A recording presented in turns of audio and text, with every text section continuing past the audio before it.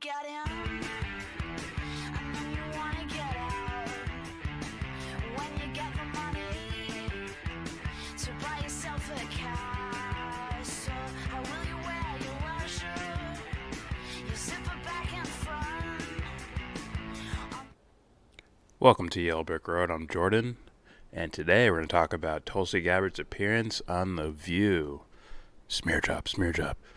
But first, please consider donating to Demonstrating to Recovery. The link is in the description box, and the website's at the very intro of this video and our past videos.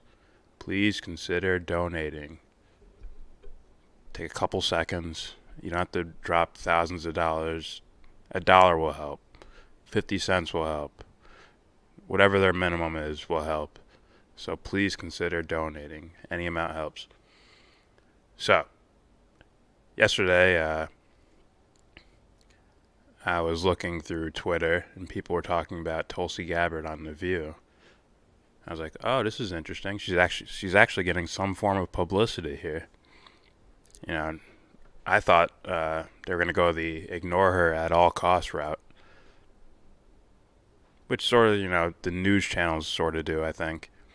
They're sort of Ron Pauling her. But she apparently was able to make an appearance on The View.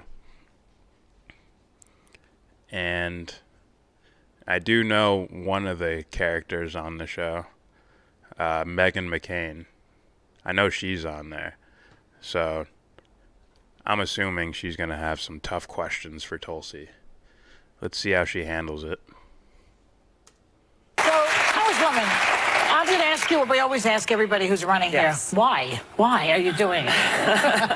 You have that crazed look in your face. You know, after 9/11, like so many Americans, I wanted to do something to serve and protect our people and our country. So I enlisted in the Army National Guard, volunteered to deploy to Iraq, and in 2012, along with now Senator Tammy Duckworth, became one of the first female combat veterans ever elected to Congress. It is those values of service before self that every soldier, every service member represents that I want to bring to the White House, to reinstill those values of honor, integrity, and respect to the presidency. All right, so, you know, the politician answer. Not saying she's running around anything. It's not even like a controversial question or anything like that. I'm just saying, you know, it's very nice and clearly said and all that. This is why I should run, because I'm just going to be blatantly honest. I will verbally massacre anyone around me to get, you know, to get the things that I think humanity needs. Not America, but humanity itself. That's just my little piece there. Brave of you to join up like that. That's great. Thank you. It's my honor to serve. Sure. Thanks. How did your experience fighting in Iraq shape your outlook of the United States' role in foreign policy? Because in my research, I found that you have a strict non-interventionist approach, and you are against the United States entering countries and being there for this sort of regime change. No, as a soldier, I deployed with our brigade combat team from Hawaii. I volunteered to deploy with them to Iraq in 2005, which was the height of the conflict there. I served in a medical unit where every single day I was confronted with, in a heart-wrenching way, the high human cost of war. Very first thing I did every single morning was go down a list of names of every single American casualty, every single service member who'd been injured the day before. And I had to see if any of our brigade soldiers were on that list, make sure they got the care that they needed, or to evacuate them as quickly as possible. But as I went through this list every single day, I was struck with the names and the faces of my brothers and sisters who were paying the price for this war. Did you see that? With the names and the faces of my brothers and sisters who were paying. Very critical eyes right there. Almost scowling, like, fuck, I'm gonna fucking get this motherfucker. The price for this war. I was struck with their families, their loved ones at home, who were so stressed and so anxious for the well-being of their loved ones. It is those experiences of understanding and knowing firsthand the cost of war, both on our service members, on our veterans, as well as the cost on the people in the countries where we intervene, as well as the trillions of dollars, our taxpayer dollars that are spent on waging these wars, dollars that are sorely needed to address the very real urgent needs of our families, our communities, our neighbors right here at home. So should we not get involved when we see atrocities abroad? We have to understand, looking at Iraq, Libya, and Syria, for example, that there are brutal dictators in the world. And unfortunately, there are people who are suffering as a result of that. But in so many examples throughout history, when the United States... By the way, they probably look at us as brutal dictators. Let's just be honest about it. Those countries, Syria, Libya, Iraq, they probably looked at us as brutal dictators as well. Let's be honest. Saddam straight up probably knew that we were brutal dictators because we put him in there in the first place. States takes action and intervenes and launches these regime change wars to topple these dictators, the suffering of the people in these countries increases. Their lives are made worse off than they were before. There is far more death and destruction. Libya is a perfect example. Muammar Gaddafi was toppled. Now, today, we have more terrorist groups in Libya than ever before. We have Libyan people. Remember that. Some of the groups in Libya may have taken some stuff from Libya and transported it into Syria. Stuff, chemical stuff. It's a possibility. Women and children being sold in open markets as slaves. So while these wars Which we didn't have before when he was there? Which didn't exist before. No? And so Could I interrupt you? while Sorry, let's just finish this one point, because we feel for the suffering of people in these countries, and we want to be able to help them. And so many of these wars are begun and waged from a place of humanitarianism. Yeah. But the reality is, and it's a harsh reality, that there is more suffering and more loss of life and more destruction as a result of these wars, which does not serve the people in these countries, nor does it serve our interests and our security. It's like she answered Meghan McCain's question before Meghan McCain asked the question, because Meghan McCain wants to press this. I remember her back in the day on the Jon Stewart, on the Daily Show, and I guess the Colbert Report. I think she was on there too. I was like, oh, she's all right. She's John McCain's daughter, but she sounds all right. Now it's like she just went full neocon, just following in Daddy's footsteps. Congresswoman, first, thank you for your service, which is something I say to everyone who has served that comes on the show, and I think it's important. That being said, my understanding is you know how I feel about your stance on foreign policy, and when I hear the name Tulsi Gabbard, I think of a Assad apologist. I think of someone who comes back to the United States and is spouting propaganda from Syria. Spouting propaganda from Syria. These people are nuts, man. They should be nowhere near microphones, honestly. They shouldn't be anywhere near microphones. I bet she thought anyone against, the Iraq war was spouting propaganda or Saddam apologists. Say, hey, like Saddam has WMDs. Well, where's the evidence? You Saddam supporter. You propagandist. That's what this sounds like. Let's let her continue. You have said that the Syrian President Assad is not the enemy of the United States, yet he's used chemical weapons against his own people 300 times. That was a red line with President Obama. 300 times? Does she mean like 300 individual people were hurt by gas attacks? Also, I'd love Meghan McCain to provide the evidence for that, because a lot of things I hear are on the contrary, but we'll get into that. That is not our enemy.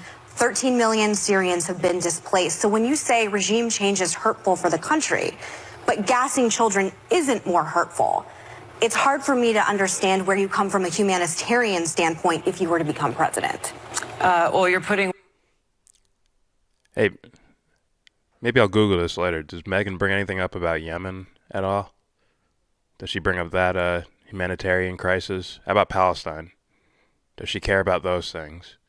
Or is she just a toady for U.S. foreign policy?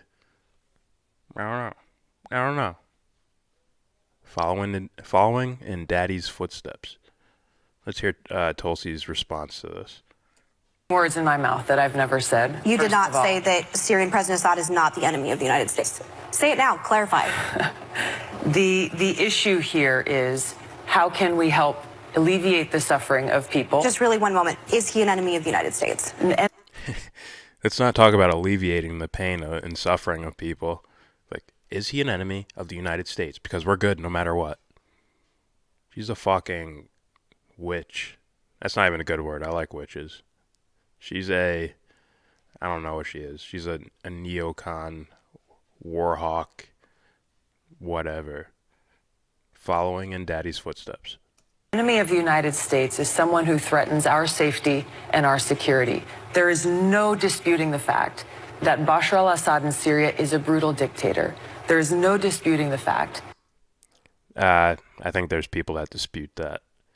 I mean, the best case I've seen for that is some New York Times thing where they did like a whole investigative thing that apparently our government wouldn't do, or wouldn't show us at least. And that's sort of the problem, right? Right? Trump, when he bombed Syria, when the chemical attack happened, they didn't have evidence and they bombed them anyways. It's like, wait. You didn't get evidence first before you did all this? That's the problem. We waited for the New York Times months later to show us evidence rather than right there on the spot. Like, we have the evidence. Here it is. Here's why we're going to do this or whatever. Not that I would agree with bombing them if they really did do it. Most of the things I've seen has shown that Assad did not gas his own people. And actually, the first chemical attack, the UN said, well, one of the UN inspectors said that it was most likely the rebels that used the gas. So our excuse for being there is botched by the rebels using the gas in the first place. So even if Assad did gas his people this time, I'm guessing it's a response to the first gassing, which was done by the rebels.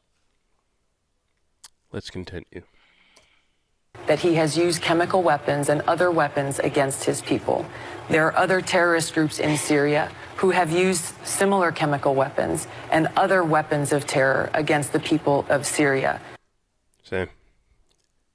Rebels have used it too. So it's like, who are we to believe here? Because no one wants to throw out evidence, really. At least like official bodies of government don't want to throw out evidence. I think the Russians tried to, but no one's going to listen to that shit. This is an unfortunate thing that wrenches at every one of our hearts. This is not something I'm disputing, nor am I apologizing or defending these actions. My point is that the reality we are facing here is that since the United States started waging a covert regime change war in Syria, starting in 2011, the lives of the Syrian people have not been improved. Their well-being has not gotten to a better place. Their suffering has not decreased. It has increased. What? Bombs don't work? I thought you can bomb happiness into countries. Can't you bomb countries into democracies? It worked in Iraq. It could work in Syria. Just bomb them into democracies. I'm getting my Ben Shapiro on. Just bomb them. Blah, blah, blah, blah. In addition to the fact that Al-Qaeda is stronger in Syria today than ever before. So not only are we dealing with the fact that Because we back them.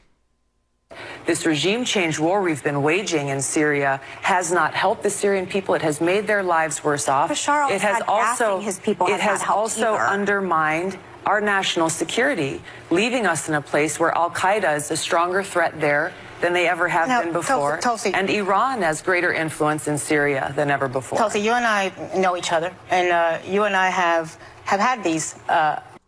Another, millionaire, rich, gets their nails done every weekend, has, $100 haircuts and all that shit. Another one of them who will never see war ever face to face is going to tell us why it's necessary for our military and our government to enforce military-style economic sanctions and all that in foreign countries. Someone who will never be affected by it is going to tell people that we should do this. It's not her kids doing it, I don't think. Discussions and arguments over text and over phone. I've told you Over text? how much, yes, how we disagree. People text, right? I'm not. How we disagree on this issue. We've had it on the phone as well. I'm very troubled by the tweets about Venezuela that you've put out. We've talked about that. What Maduro is doing to the people of Venezuela. There's over 3 million that have been displaced. People are starving. He's not allowing humanitarian aid in. He is a thug. He is a dictator. He is corrupt. And I am very supportive of what the United States is doing right now, leading the solidarity and support of freedom-loving Venezuelans and putting sanctions, economic and sanctions. Why are you so against intervention in Venezuela? Not military intervention, but what we are doing. Because every time the United States... Not allowing food in is just as bad as just shooting them. Just one takes longer, right? You can see that in Yemen, right? Saudi Arabia blocking off food and shit getting in there, and then there's thousands of people that starve as a result of that. So economic sanctions and aid sanctions or whatever can be just as devastating as shooting bombs at them. Just different timetable. And particularly in Latin America, has gotten involved in regime change, using different tools to enact that regime change. There have been both short and long-term devastating impacts. If there are ways that we can work with surrounding countries to try to get humanitarian aid into people there, then we should be doing that. But for the United States to go in and choose who should be the leader of Venezuela, that is not something that serves the interests of the Venezuelan people. That's something that they need. No, Tulsi, you're wrong there. See, it's very democratic. It's very democratic to go in there and say, this is your new leader. It's democratic. We're making the choices that they can't make. So it's democratic. It's fair. It's right. It's righteous. To determine But the U.S. is not choosing who's going to be the leader of Venezuela. It's millions of Venezuelans marching on this. They are choosing. They are and they can choose who the leader will be. All I have to do is keep sanctioning whoever they could put up. They could have like 10 candidates and they could just go in a row. Like, okay, now you're the leader. Then next in line, the next in line, next in line. And the U.S. can just keep sanctioning their country until the one they want gets in and say, okay, we're lifting the sanctions. Now you have a successful candidate. So choosing in a weird way, I guess. And let's not be silly here, man. Don't let the fucking millionaires tell you, who will never be affected by any of this shit, tell you how, we should handle foreign policy. Streets. But do you put military intervention on the same level that you put economic and diplomatic efforts? The United States has used both military, CIA, sanctions, and other tools to intervene and enact regime change in countries around the world. Iran is a great example. The CIA led a covert operation to overthrow the government in Iran decades ago in Mossadegh. This led to... Who the fuck let her on TV and speak out loud? That was a bad decision by the war industry. That's just a bad decision. Let her bring up the CIA intervening in Iran way back. I think it was like the 1950s. It's like, oh. So, and that's the case with a lot of these scenarios, right? If you look at Syria, you look at Iraq, you look at Libya, it's like people seem to forget that the intervention happened a long time ago, and then these are the end results we're seeing in front of us. So it's like, so I agree with Tulsi that, like, okay, let's cut it off now, and hopefully something positive can grow from this. It may take time, but, you know, at least these people can choose their own destiny. Decades upon decades of hardship and suffering and authoritarian governments, and has led us to the place where we're dealing with many challenges. Welcome to Today the from texting Iran. Yeah, we're going to come back with more from you because I think you have more to say on this than you should. I'm just wondering if this particular position that you take is going to be a popular one in the Democratic Party. This is a position that I have found many Americans appreciate and understand, because we understand that every one of us is paying the price for these regime change wars that are not helping people in these countries, and they're counterproductive to our interests at home. I believe Trump. Yeah, it impacts normal people. The rich guys will still be rich. Maybe they make, you know, $1,000 less. Say, oh, but you're already a millionaire, so what's the big deal? Said something similar when he was running, did he not? Am I wrong about that? He may have, but the problem is not that he's doing it. he has not carried through. No. He has gone back and has broken his promises. Okay. All right. We're going to keep you. We'll have more with Representative Tulsi Gabbard when we come back. By the way, they won't come back to that particular topic. At least I don't think they do. Maybe this video was edited. I'm going to try to skip through the ads. And there we go. And we are back with Representative Tulsi Gabbard. And again, you are the first Hindu to run for president. So we want to get just a sense of where you stand on some of the issues. We've talked a lot at this table about the newcomers on the Democratic side being quite progressive on a number of issues. Bernie Sanders. Well, the candidates, well, I don't know about like the newer candidates may have already held these positions, but the old mainstays, they've had to adopt some of these policies, at least, you know, on face value. Like, they had to say it out loud that they're supporting these things, even though they might not really support them. They've had to, because they realize, oh, people like this shit. People want free healthcare. People don't want to be overseas in, you know, crazy wars. So a lot of the mainstay Democrats are adopting these things. At least they're talking about it. A Democratic socialist has raised the most money so far of all people. Are you for? I think it was like 4 million in one day. Jesus fucking Christ, Bernie. Feel that fucking burn, man. He better not fucking burn us if he wins. Who knows? Or the Green New Deal, for example? I first got involved with politics as an environmentalist. I've fought very hard to make sure that everyone has clean air to breathe, clean water to drink, and I think we need to take serious action to address climate change. I have some concerns with the Green New Deal and about some of the vagueness of the language in there, so have not. I agree with that. Too vague. Also, I wanted to split some of the things apart, you know. Maybe separate something like universal basic income, separate that from, you know, new green technology and shit, or separate free healthcare from it. Like, do these things separately. I think that would be the better idea rather than bunching them all together. But I think AOC just wanted to get the message out there, like, hey guys, we're actually looking at this. We didn't just campaign on it to win an election. We're going to really actually look at this. But who knows? Who knows? Co-sponsored that resolution. What about support for free four-year college tuition? I think that's something that we can achieve. I think we have to not only look at how can we provide this access to education, but also how do we address the high cost of higher education, student loan debts and increasing interest rates there, as well as how can we leverage technology to both increase access and bring down the cost of education. Well, you could, you know, stop using slave labor with these athletes. These athletes that produce billions upon billions of dollars for all these major universities. And like, oh, we need to up the prices for tuition. It's like, what are you buying, man?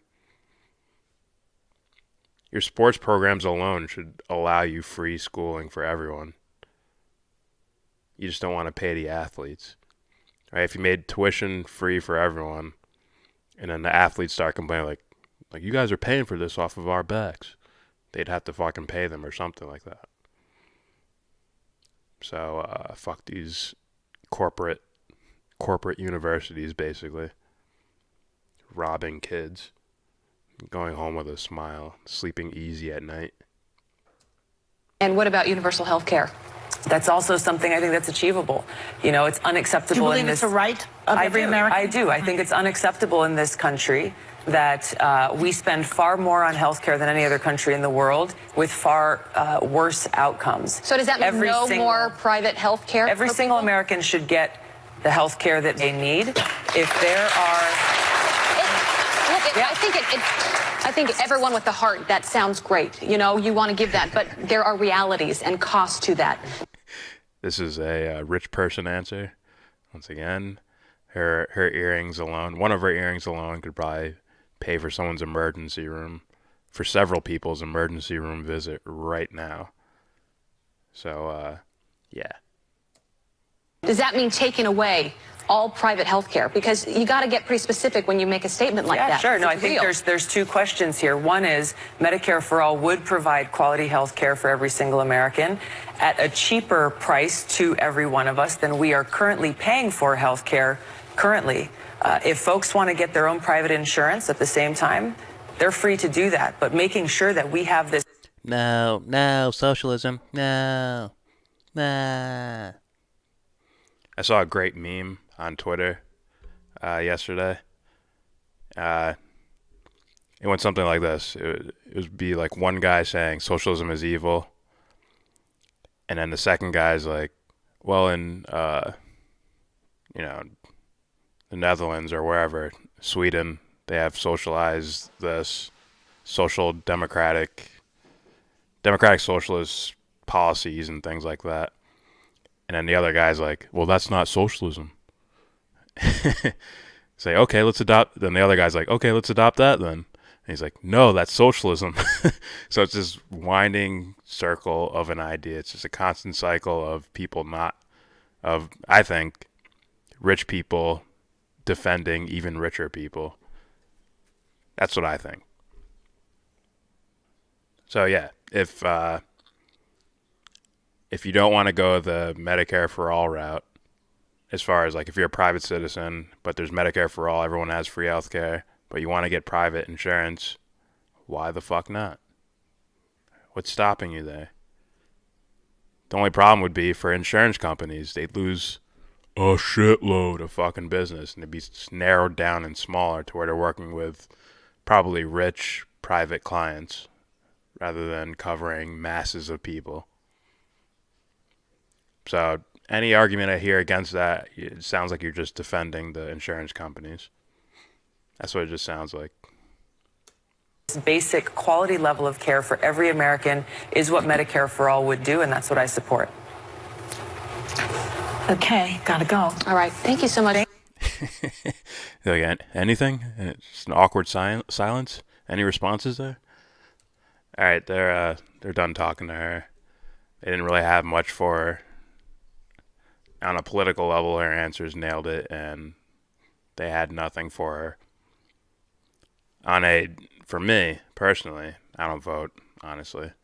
But hearing, I always look at negatives. I always have to. It's just my nature, man. I'm going to look at something that, people might not be looking at themselves. And with Tulsi,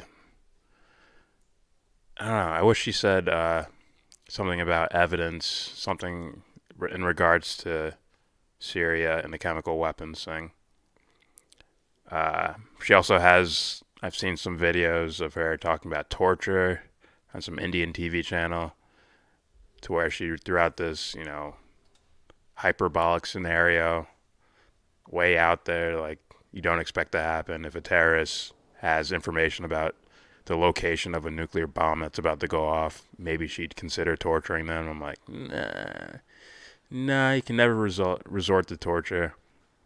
And in fact, there's some guys that say that interrogation works, like normal interrogation works better, right? These aren't the smartest guys in the world. So there's that. Also, no, that's about it. I think that's about it. So there's not a lot of blemishes for me. about Tulsi Gabbard, but they should be examined.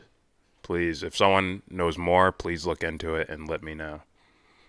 Let us know in the fucking comment section. I'm not a political expert. I'm just a guy talking shit. You know, I read things on a human level rather than a political level, so I'm not an expert on politics, and I don't try to be an expert on politics. I just say things I know, or say things I think I know. And hopefully you guys help me out and correct me sometimes. Okay, that is it. Please consider subscribing. Do that. Subscribe if you feel like. Comment. Always comment. Correct me. Debate with me. Support me. Whatever. I accept it all. No one gets blocked here unless you're straight up trolling. Then I'll ignore your shit. But, you know, serious comments, someone with an argument, even if you're pissed off about me or something I say, please let it be known. You will not be blocked. You will be listened to, and you will get a response. Also, please consider donating to Devin's Journey to Recovery. The link is in the description box. The website is at the intro to our videos, this and past videos. So please click that link. At least look at it. Check it out. You might get there and then think about it. Read her story, and you might consider, like, hey, let me drop $1 here, or $10, or $100, or whatever. Any amount will help. And with that said, please give this video a thumbs down. Wow. Say you wanna get in.